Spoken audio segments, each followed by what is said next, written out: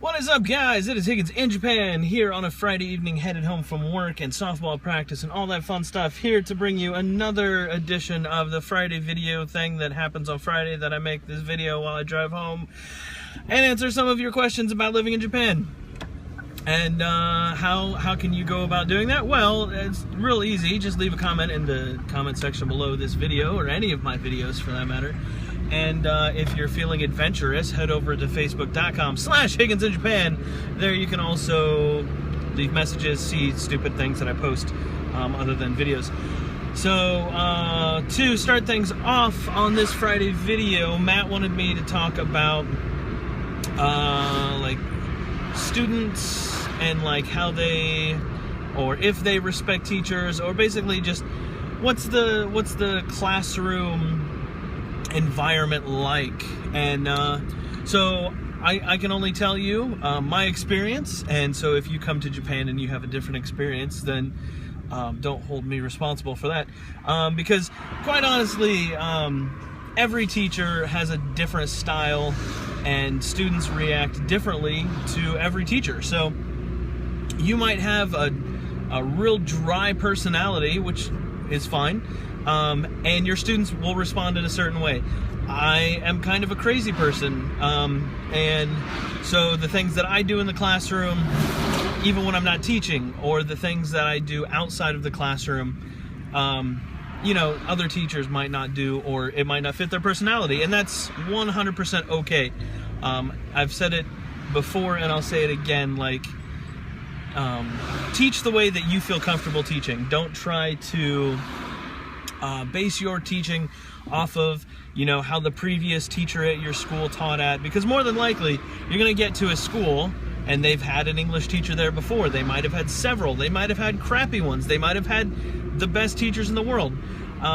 You don't know that, and so don't worry about that, first of all. But teach the way that you feel comfortable teaching. And if, you know, if you're an eccentric type person and outgoing and super crazy, then teach that way, you know, assuming that, you know, your Japanese teachers are okay with you being quote-unquote crazy. That being said, how do my students act in the classroom, disciplinary actions, and all that kind of fun stuff? Well, first and foremost, as an ALT, assistant language teacher, you are an assistant to a language teacher. Now, you will have, you know, a JTE, which is a Japanese teacher of English, for your junior high classes. And I've talked about it before at length. And in elementary school, you're kind of, you know, running the show. Junior high, you kind of take a little bit more of a backseat, but that doesn't mean that you still can't be effective and still can't do things in the classroom. And more than likely, your teachers will have you doing things in the classroom. But that being said, this is a little weird one, because there might be people watching this video that go, well, I'm licensed as a teacher in Japan. That's a totally different thing. More than likely, you will be coming to Japan as an assistant language teacher, ALT, or an NLT, a native language teacher. You will more than likely not have taken a Japanese wait, my students. You will more than likely have not taken any kind of like Japanese teaching exams to be licensed as a Japanese teacher. This might go really bad quickly. See you! Kids, what can I do? Anyways, like I was saying, so you're more than likely, I don't want to say you're not a real teacher, but you have not taken the Japanese teacher's exam to become a licensed Japanese teacher. You are not a real teacher. So, you can argue with me on that all you want, but facts are facts. That being said, disciplinary action in the classroom and in this school is not your job. It is legally not your job. Now, disclaimer, I'm not a lawyer. I'm not speaking on the authority of blah, blah, blah, blah, blah. You know the deal. It's best if you stay out of that whole disciplinary action type thing altogether. Like I said, you are not a teacher in a position to do that sort of thing. Now,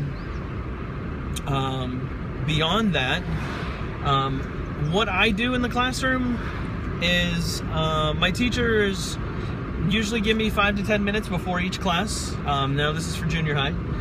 5 to 10 minutes before each class to do some sort of like speaking activity. And like I've said before, junior high doesn't get a whole lot of speaking activities. Their main focus is grammar points, sentence structure, reading, and that sort of thing. So they don't get a whole lot of actual speaking time in their lessons. And so I've got a few minutes at the beginning of each class that's my opportunity. Present the class with a question. It's usually something they've just studied, so it's like, what was last, the section in the book, what was the last question that we talked about, that sort of thing. Get them up, get them talking, then they can get, then they sit back down and then, start the lesson. I don't really want to get into like stories about things in the classroom because it's like second, third-hand knowledge. You heard a teacher that, a kid took a swipe at him, or, actually punched them, or, you hear stories, and so they're essentially rumors, and I've never had students physically hurt me or physically like get in my face like they were going to hurt me.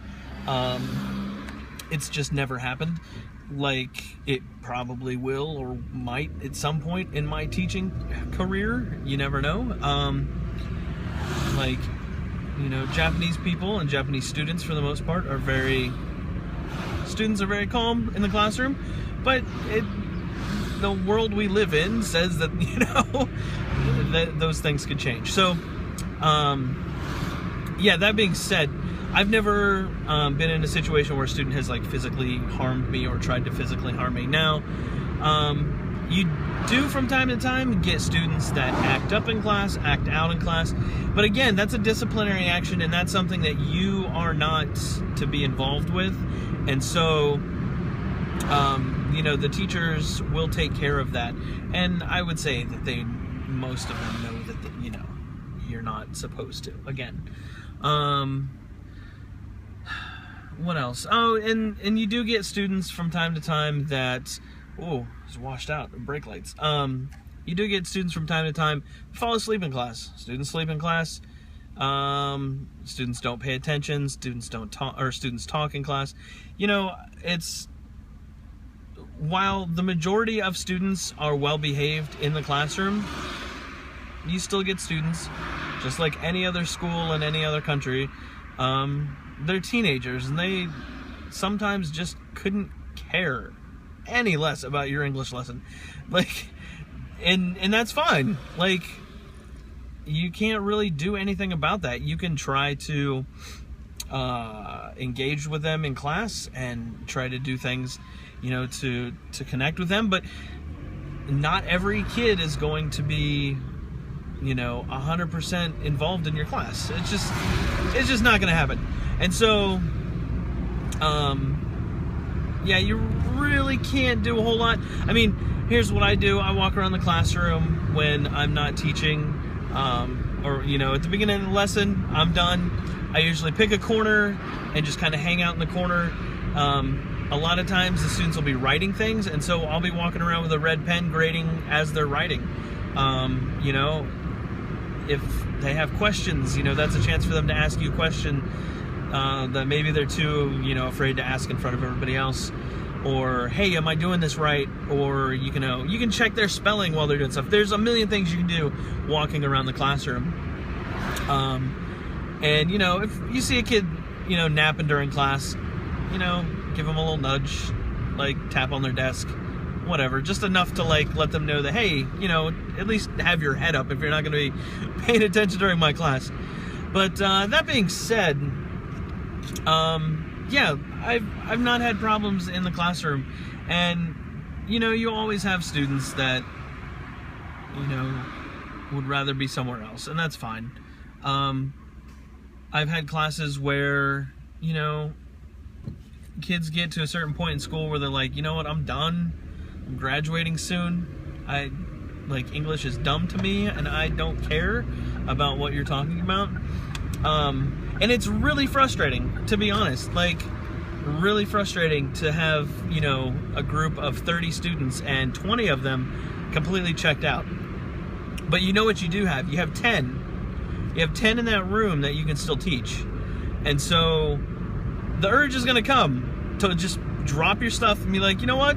If you're not going to listen to my English lesson, I'm done, and walk out of the classroom. Now, to be honest, your English lesson's probably not all that great, so don't think too highly of yourself. But you've got students in that classroom, and even if it's 1 out of 30 or 1 out of 40, you still have a student that you can teach. And so take advantage of that. Find the students that want to learn. Reward the students that want to learn. And try to involve everybody, whether they want to be involved or not. And they will come around. I had a class my first year here, my first year in Japan, that was that way, completely checked out, completely done with English. And it was very frustrating, and I wanted to walk out. I wanted to just be like, you know what, I'm not going to do any lessons for you guys if you're just not going to care. But what I did was I focused on the students that were there and that wanted to learn, and that class turned around really quickly. And also, it was elementary school. During recess, I went out and hung out with the kids. They wanted to play dodgeball, so we went and played dodgeball. And it's stuff like that, when you connect with the students outside of the classroom, inside of the classroom helps a lot. And so those two things go together, whether you think they do or not. And so, yeah, like I said, don't give up on the students that want to be there, just because you've got a handful of students or a majority of students that don't want to be there. So there you go. I'm almost home, and I will catch you guys later. As always, if you have questions or comments or things about what I should do next, leave those in the comment section below. Hit me up on Facebook.com/Higgins in Japan. Oh gosh. And I will catch you guys later. Have a good one. Peace.